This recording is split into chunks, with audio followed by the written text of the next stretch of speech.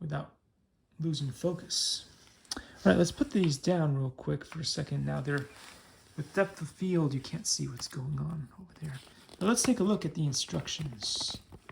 We've got the user guide here, and you guys can read this in your own time.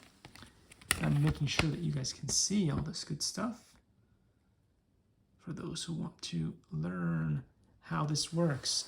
But it is pretty cool. I love the packaging. It is very simplistic and very easy to work with. Look at that. And then you can store these back in the box. I think the marketing was very well done here. Anyway, I'll test these out and let you guys know if they are any good.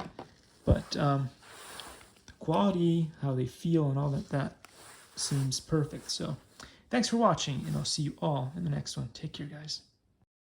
Likey.